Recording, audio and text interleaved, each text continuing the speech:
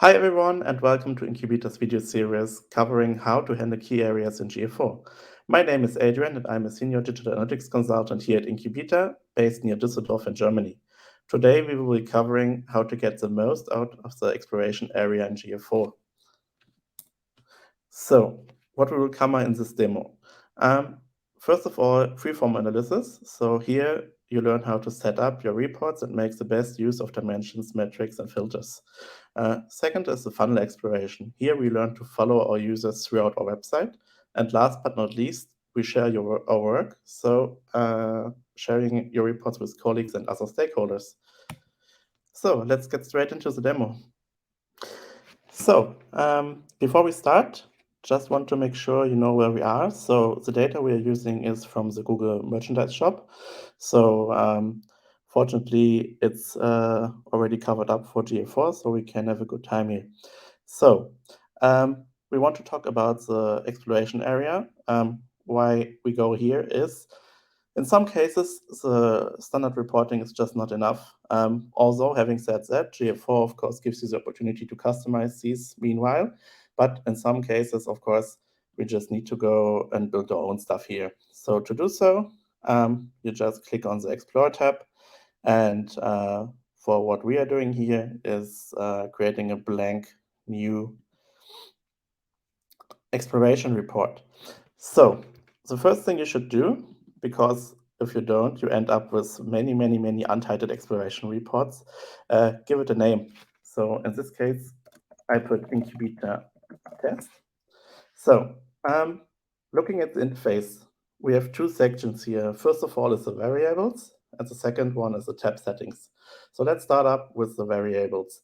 So here you basically determine which dimensions and metrics, and of course segments, if you have created any, want to make usable for a report. Meaning, if you want to add a dimension, just press the plus, and then you can look for whatever you like. In our case, we start with device category. Just type it in, mark it here.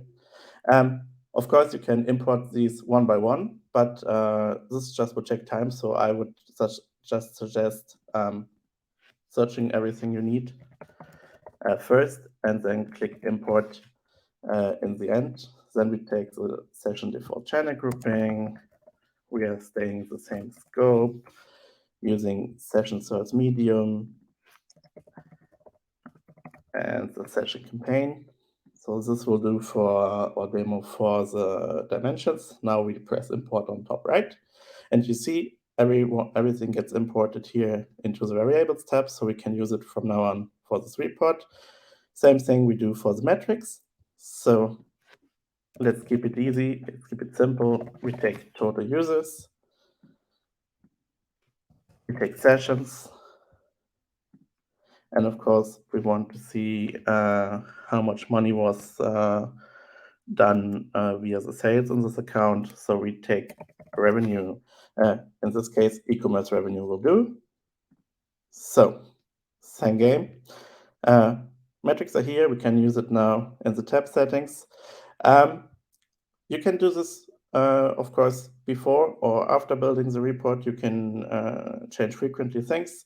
So maybe you already know which time period you want to look at. In this case, I just let it be for the last month. So all is good for now. Let's move over to the tab settings. As said, we want to use the technique freeform. You could select some others, but for this demo, we stay in the freeform and in the tables section. So what you do now, you can just drag and drop the dimensions for the rows, or you click in here and then you see everything which you would have put in the variables tab.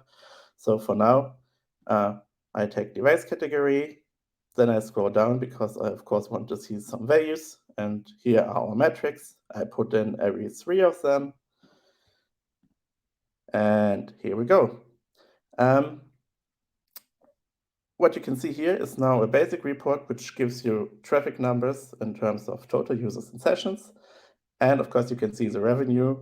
And as I mentioned, we choose device category, so you can distinguish between your mobile users, your desktop users, and your tablet users. Really nice. but just to know how things are going. This was a little first example. Whenever you're here in this exploration area, you need to make sure about if your report is sampled or if it's not sampled. So whenever you see a red warning sign on top right, you know your data is not 100% accurate. So I won't go into super much detail now because this would just go out of scope for this demo. But in order to avoid this kind of stuff, you can just take a smaller time period, and then usually you should see the green light, but no worries here. I actually prepared some reports already to get you to see a little bit what's possible here in this exploration area. So let's switch tabs here. So first of all, you see again the device category report. We talked about that. This is fine. What you could do, of course, as well, if you're interested in your marketing activities, for example, you could select your default channel grouping, and then you see all your marketing channels currently which are defined by Google. You can use a custom channel grouping as well, but for now we use the default channel grouping by Google. And then you can see, for example, how many users came directly to your site, how many sessions did get created out of it, and how much revenue was built out of these users. So you could basically say your direct channel contributes around $85,000 for this demo account. And of course, you can do this stuff for all the other channels as well. But maybe, what if you are interested in going deeper?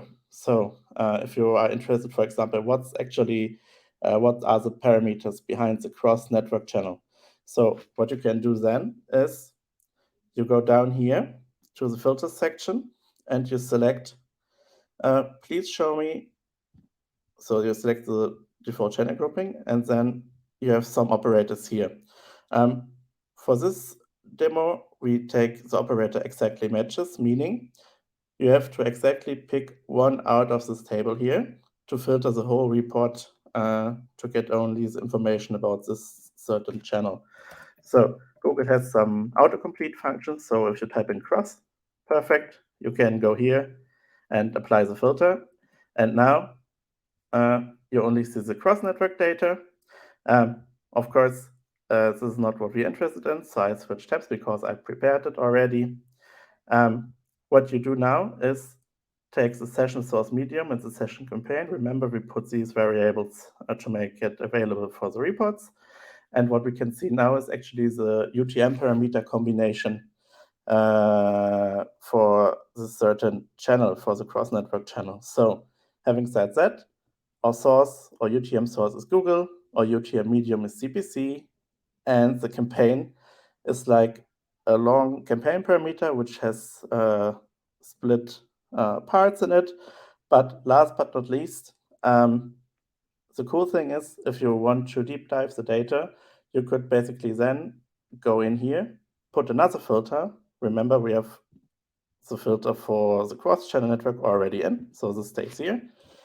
And then, for example, if we are only interested in campaigns, for this one, we take the operator contains because we don't want to write everything down here. And we ask for campaigns who have something in with hybrid. So for now, we apply. Now we have two filters going on here. Of course, in the merchandise store demo account, we have a lot of values where hybrid it is in, but this doesn't matter for now. The purpose is just to show you how you can filter these reports. Of course, you can delete filters, and the result is seen now here. So basically, we only have now the filter with session campaign has to contain something with hybrid. And if we delete this one again, we will see the full report now with all the channels with everything the merchandise shop has going on marketing activities. Cool. So far, so good. This was part 4 or freeform analysis and how to filter things. So last but not least, let's talk about how to share your results to your colleagues and stakeholders. So remember, we're going back to our exploration area here, and then you see your report. That's why I said give it a name, because as you can see, a lot of stuff is in here. You see, of course, your name here. And what you do, you press the 3 dots and would press share. In this account, I don't have the proper permissions, but this doesn't matter for now. The only thing which happens if you press share, Google asks you if you really want to share with your colleagues who have access to that certain account. You say yes, and then they can see it. What they can't do is change things in this report. So if you would like to redo a report or use a report you see in the account and try to enhance it, you always can duplicate the account, and then it's yours, and you are free to do whatever you want to do with it. So that's all we have time for in this demo for now, and I hope it was insightful. So as said, that's all we had time for in today's demo. I hope you found it insightful and it helped you a little bit. If you would like to learn more about GA4, you can get in touch with that. We offer bespoke training in GA4 and many, many other things, so just feel free to contact us. And you can, of course, also watch the other videos in our series or take a look at the incubeta.com website. So thanks for now. Have a nice day.